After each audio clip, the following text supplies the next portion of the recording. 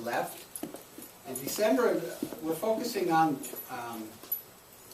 the living spirit is the theme for the month. And this week we're focusing on spiritual practice, which is really pretty simple if we do it. I guess there is that. And the one thing about religious science, we use the phrase "change your thinking, change your life," and that's not just a motto. It's a method. It's a way of doing things in our lives, and it's not only because sometimes when we try to change our thinking, for instance, like in the meditation, watching the flame, as Reverend Vaughn said, God knows what's going to pop into our head when we're meditating or when focusing on that flame. And I noticed the different things that popped in, and sometimes we focus so much on what I say, even the not necessarily negative, but the thoughts that we really don't want to think about at the moment come in, and we're not focusing on the flame. It's like this morning when we were here, I was looking at certain things on Facebook, and there's certain things, I'm not looking at that now, I'm not looking at that now. It's just, I can always go back to that one. We can always go back to all these negative thoughts or these old ways of thinking. However, if we want to change our thinking and change our lives, then we need to do something about it. I mean, we're the only ones that can really, we have to, basically, like we said, get off the couch. You got to get off the couch and do something. And spiritual practice is, I don't think I ever really heard of it until I started in religious science. I mean, I grew up a Lutheran, and you went to church, went to Lutheran school for 8 years. Then you go to church on Sunday. Didn't have Sunday school, that's one thing, because you went to school and you had your religion there, so we didn't need to go to Sunday school on Sunday, which was a good thing. Well, at the time, so they never brought up the idea of, spiritual practice. Prayer, yes, and being kind and all that good stuff, but there are certain things that we can do in our lives to start our days off in a positive note, or end our days, or just keep our whole day, minute to minute, going in a positive direction. And the title for today, or for the week, was, what was it called? It was for developing and using spiritual practice in our everyday life. Not just, like go to church on Sunday, and then leave, and that's it for the week. But developing a practice in our lives to create that life, like we said up there, that life that we want to live, and how to change, the things in our lives that we want, the positive changes that we want. I mean, we focus basically on, there's so, excuse me, I have to backtrack because there's so many things I've become to realize that can be a spiritual practice. I mean, basically in our study, we focus on giving, on service, prayer, and meditation. Those are pretty much the ones we focus on. But one of my greatest things of spiritual practice is music, because I can get, when I'm listening to a song, I can get into it, and in that moment, depending on the song, pretty much everything else goes away. And as I'm focusing on the words, and a lot of times I need to pull up the words, the lyrics, so I can see exactly what the artist is singing, because I've learned from when I was a teenager that what I thought the song said was not what it said. I was making up my own lyrics, and I do that anyway, just ask everyone. I make up my own words. That's clever. Well, yeah, sometimes they're a little less than clever. But sometimes, so I have to go in and I have to see exactly what the words say, not necessarily what I'm hearing, because it's like whoa, I didn't know it said that, or that's what it says. Or the meaning, when I was younger, a certain song now has a totally different meaning to me. Like the song, "You Don't Have to Say You Love Me, Just Be Close at Hand," which now, I used to love that song, and now I think it sucks. Because this woman is just saying, she's settling. She said, you know, you don't have to love me, you can just be close, you know. And I don't, to me that's not good, you know. Why settle, you know, if you need to have, if you want the love returned also. And so, just going through these 5 steps, basically, and like the giving. Giving is an opportunity to open the door to receiving. And the one thing about giving is you have to be a receiver also. So many times it's so easy to give, you know. Say, oh, I don't want anything, you know, this and that. But you need to be a gracious receiver, because there are others that want to give to you. Not just gifts, but like love, you know, compassion, whatever it may be. They want to give. So it is our, I want to say, duty to open up and to receive, not just give. And just say, so many times it's, you know, it's so hard to receive sometimes. All you have to do is say thank you. And not go into, I'm a great one for, yeah, buts, or but, you know, the butt needs to be kicked up to the curb. But it's to open up and to be that receiver as well as a giver.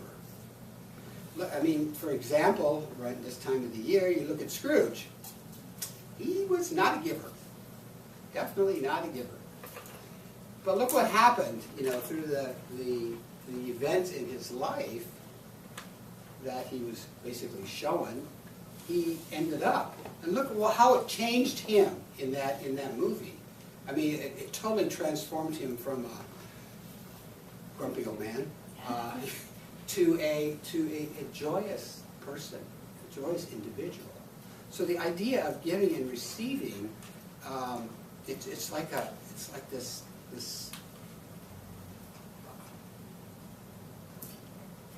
I know it's a reciprocal universe, but it's kind of like the revolving door. That's what I was thinking of. You know, in a store you go in, it keeps going around, it keeps going around, and that's how this giving and receiving works.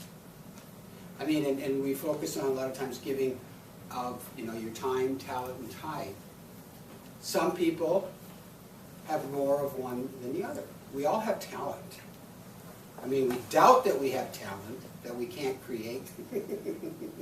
And some people shake their head and say, no, I don't have talent. But we have talents of our own unique talents.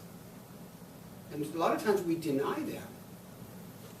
I know one of Stephanie's talents is creating clothing, you know. Now that is not my talent. I could wear the clothing, but I'm not creating. And for one of mine is I love to cook. That's one of mine, and I love to do it. And that's a thing that where we have our creative and our the thing about it is that you find, like you said, joy in it. Mm-hmm. Joy in what you're doing. To me, life on this earth is too short to be, and I did work, you know, retired from a company that I did enjoy for a long time, and then I got to the point where, you know, I was there for the money and the benefits, and long enough time to get my time in to leave. But we don't, I mean, in life we don't really need to settle that way. And then we go on to service, and service can be done in so many different ways. Everybody, Martin Luther King said that everybody can be great because anybody can serve. You don't have to have a college degree to serve. You only need a heart full of grace, a soul generated by love. And being of service can be done in so many ways. You know, sometimes just a smile to somebody is a service, because you know you are recognizing them. You are seeing them, and when they, a lot of times when you see that smile, what happens is they smile back, or they're not used to that at all, and they quickly turn away because it's not the normal.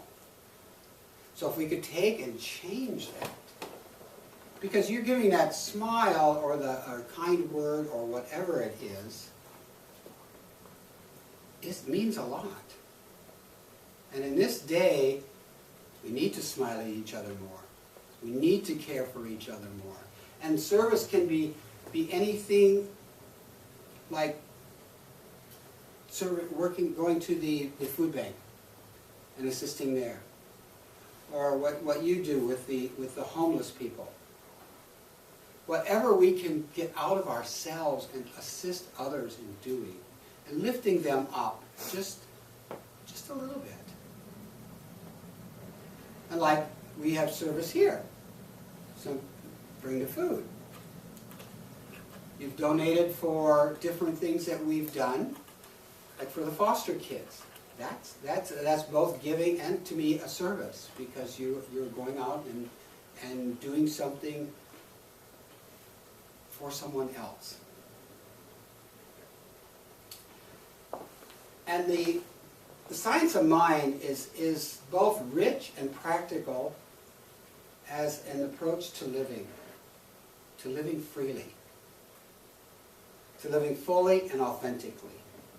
So once we step into this spiritual practice and make it part of our everyday life, I know it takes time to I don't want to say this, to get it flowing. It takes repetition. Kind of like when I was first diagnosed with diabetes, I knew I could control it with diet and exercise. Diet I was okay with. Exercise, not so much.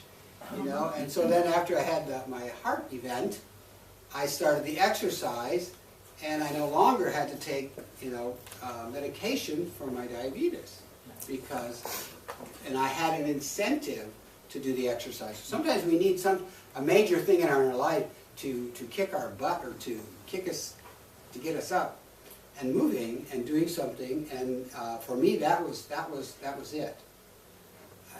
But it takes repetition to continue doing it.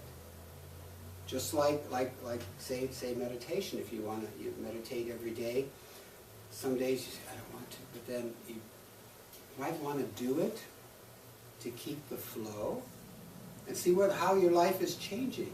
And the meditation, one of the different things about meditation to me is it is that connection. That's all meditation is connection. Connection to the divine, connection to a lot of times nature, which is part of the divine. To me, one of the best forms of meditation is walking, is moving. Especially, and I know Tane agrees with, when she goes to the gardens out there. I mean, there's so much beauty around us that is just free. I mean, it's nature. It's there for us to observe, to take in, and actually to connect with. And that's why this, to me, spiritual practice, in every which way you do it, is connecting. There's the giving, you're connecting. The receiving, you're connecting. The service. And then there's the study. And studying is one of those things that I learned in practitioner training, because you have a lot of it to do. And then in ministerial school, there's even more. And have to get into that rhythm, that practice. Even if you just, like say that what we use a lot of times for the reading out of the Science of Mind magazine. That's study. I mean, that's you know, if you just read the little daily thing in there, what's it going to take? Maybe 5 minutes, maybe 10 if you're a slow reader. But that's study. That's study. That's the study is. It's a never-ending journey into the truth of ourselves. It's the thing where we ask these questions about where am I going? Why am I here? Why am I here? Why am I here?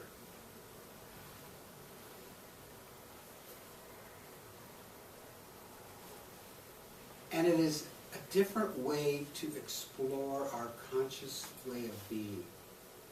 Because study, sometimes study, it sounds so, I guess, so rigid or whatever, like, you know, you better study or you're going to, you know. And that's not it. The study is to enrich yourself, to actually to expand yourself. I mean, study can be reading any kind of book. To me, it's about and also getting out of self. Getting out of self, getting out of that focus. Yet in turn, it's expanding self. You're opening up to different ideas, to different thoughts. Because I know so many, I mean, I'm probably the only one in the room, I doubt it, but where a lot of times I have these thoughts, you know, with these lovely blinders.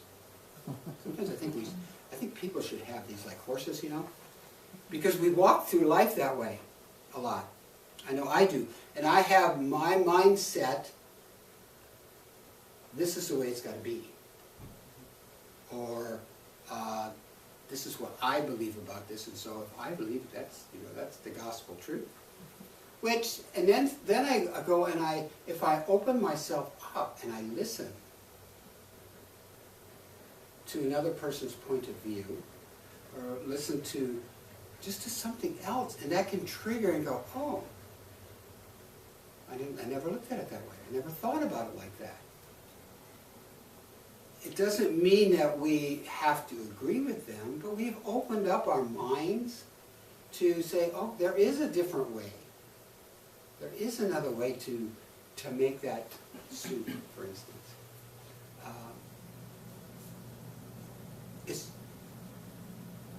I'm right now in this, where we're at, I'm finding it very hard to open my mind to a certain individual or certain people. And that's a challenge. It is a challenge because eventually maybe I can. But I have to be willing to be willing to be willing. I mean, that's the whole thing. We have to be willing to take these steps in our lives in order to change the things we want to change, in order to change our lives, period. And then there's, I want to go back to meditation because there are so many different forms of it, like Reverend Vaughn had us focusing on the candle today. And I took this class one time. It was on meditation, and it was the different forms of it. And the book we used was really thin, and I can't remember exactly what I want to say. Meditation for Dummies, but that wasn't it. I know they must have one called that because they have everything else out there for dummies, so it must be. But it just gave the different ways to do it, because sitting on the floor, sitting in a chair, closing your eyes and whatever, that isn't for everybody. You know, some people, and a lot of times when you start out doing that, a million things go through your mind. I want to be still.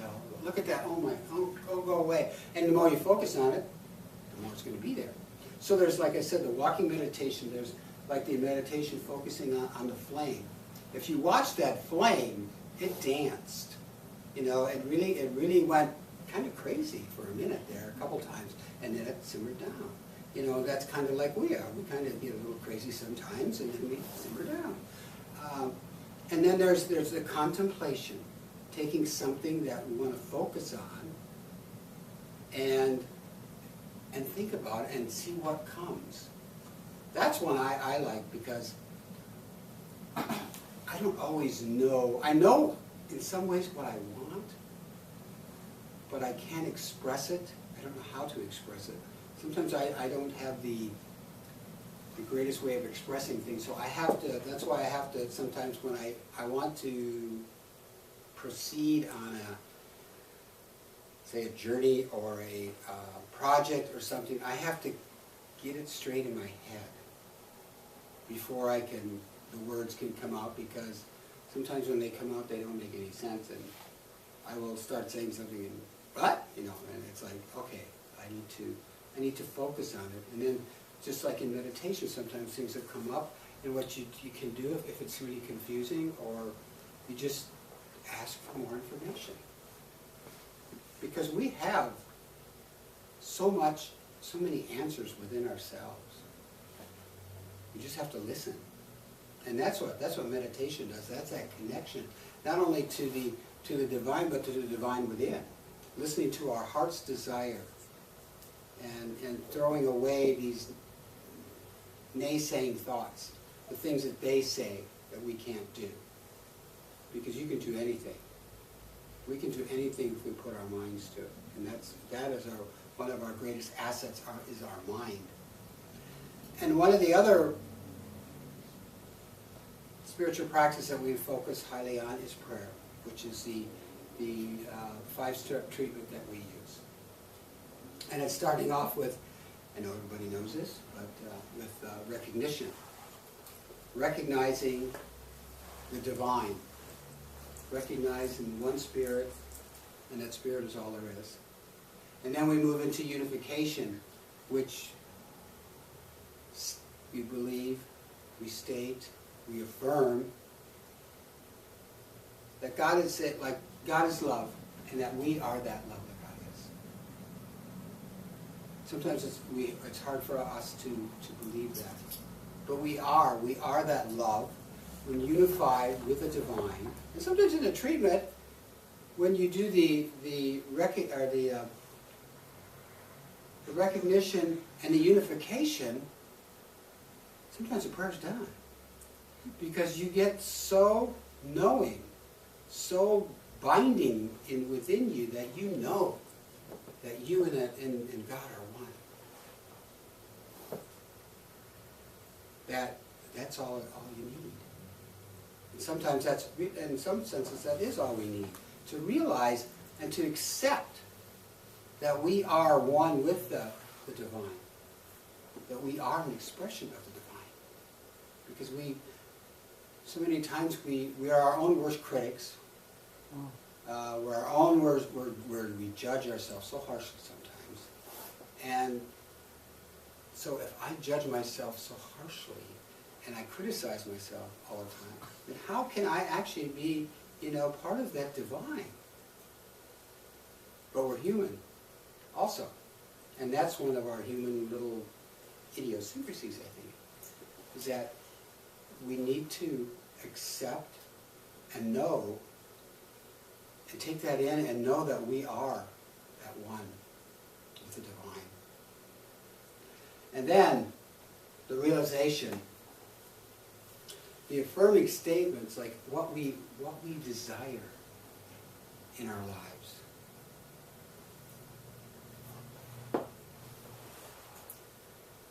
Like you were saying about income greater than you can probably ever imagine, which is really an awesome thing. And health and free movement of the body.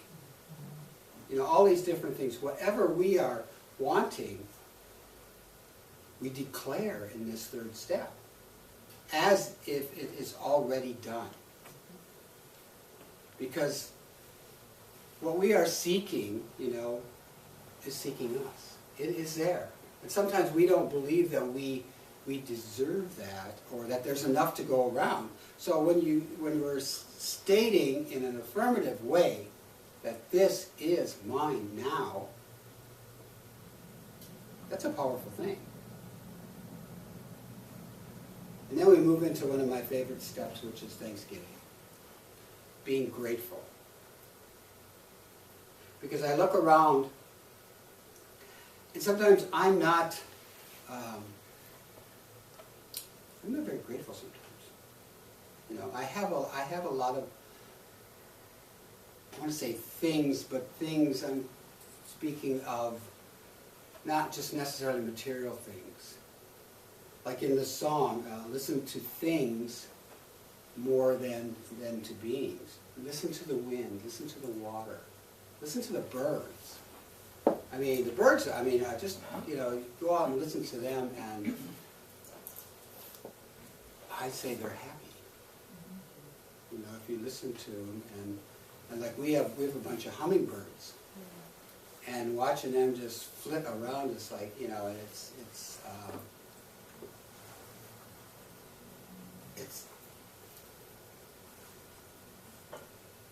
something in life is so great, and that's life itself. The little creatures that run around. Like I said earlier, like our one dog, we took him to the vet, and he had 16 teeth pulled. But he's eating, he's doing great. But that little life that we are responsible for. Sometimes, you know, we take on pets, and then we think, oh, we're done with them. You know, some people, they just, you know, kick them to the curb. Or I remember as a kid, so many people would drive out in the country, and they didn't want the dog anymore, so they, you know, let the dog loose. We take on these responsibilities, and we need to be grateful for those responsibilities. Sometimes that's what sometimes gets us up in the morning. I know one dog gets me up in the morning because he's hungry, or he wants to go out, and he doesn't give up. But he does it in such a way, it's a loving way. He comes up, and he just takes his little head and flops it on you, you know. All of a sudden it'll flop, you know. And, you know, it's so funny. These little creatures they're love on 4 legs, on wings, whatever they are. I mean, to me, the animals are love. The trees, I love trees. And I'm grateful for those trees, because if we didn't have the foliage, we wouldn't get a lot of oxygen. And if we weren't around, they wouldn't get a lot of carbon dioxide. So there's a reciprocal part of the universe. So being thankful for just the little things we have in our life is a powerful thing.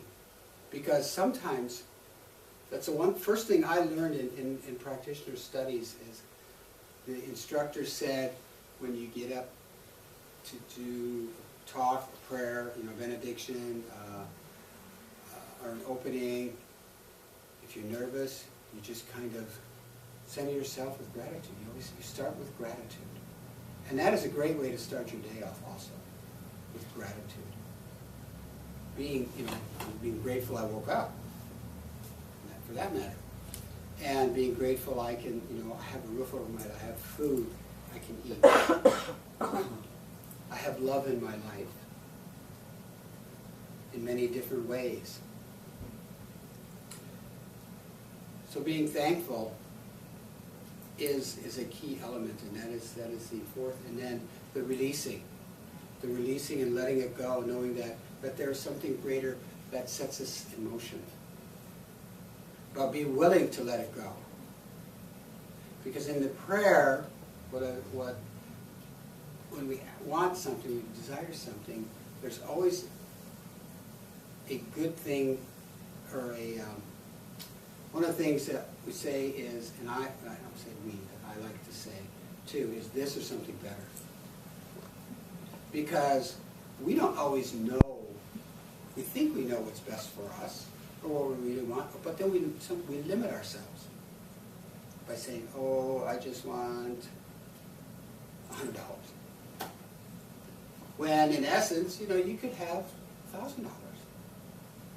Or, I mean, I'm just using that as an example. But when we say this or something better, when we release it, when we let it go, the universe is going to take it and make it so. It's like the seed soil plant. You plant the seed, and you're not, you know, I don't do this. I don't think I've ever done it, but, you know, is about, you know, You plant the seed, and then a week or two later, you go and see, oh, is it germinated? Is it, no, you don't. That's why in the releasing thing, we let it go. And sometimes it is so, it's challenging to let it go, because we think it should go this way, and we think it should look like this. When in essence, it comes out, when it comes to manifestation, whoa, it's unbelievable. I know many years ago, before we met, I hosted a sangha at where I was living, and there was like 6 of us, I think it was, and we always ended with a prayer support. We had a prayer request, and one of my prayer requests was for a new, I call it a car, but it was a career, a new abode, a new house, a new place to live, and a new relationship. Well, I think it was less than 10 days later, I met a certain individual. Mm-hmm. And I mean, it's like, I let go of it. I turned the prayer over to someone else. And that's why in community share, when we do that, because sometimes we're so hooked on how it has to be, that once you let go of it and allow others to support you in that. And that's where in spiritual practice there's several different ways you can do. You can do it by yourself. You can do it all by yourself. And sometimes that's challenging, because, like I just said, sometimes we get so focused on it that we can't see beyond the blinders. So when we allow someone else in, like a prayer partner, for instance, you share a prayer with that person, a request, and they can hold that for you. And just like you can hold whatever and know that for them, because we get so focused on the way it has to be, and they can just, like Reverend Juan says so many times, that they've got it licked. They've got it lickety-split, just like that, where we're stuck in that rut. I hate ruts. Ruts are not good. So if we can get out of that rut and allow somebody else to know that for us. And there's also like community sharing. Being in a community where you're sharing and asking for support, and just being here or in a class or wherever a group of people are together, that's a form of spiritual practice, because you're there for a specific reason. And then there's always the practitioners, where you can partner with that practitioner to hold and know that truth for you and with you. It's a powerful thing. When you have a session with a practitioner and there's somebody that knows the perfect truth for you. You may not specifically know it for yourself yet, but that person can know it for you, because they know that you are perfect, whole, and complete, and that what you desire is yours. It is there.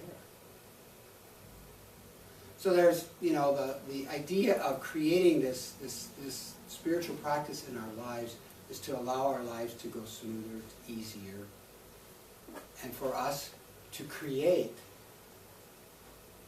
the lives that we want to live. And spiritual practice can help that.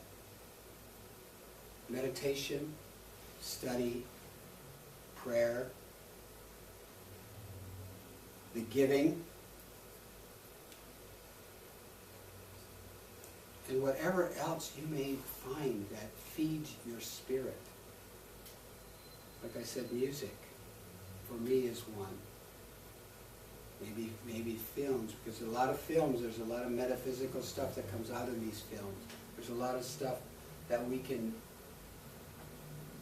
allows us to open ourselves up, to expand our mental equivalent, to expand ourselves, to receive more of whatever it is we want in our life. And I always like to end, well, not always, but a lot of times, on these affirmations, which are a great spiritual practice too.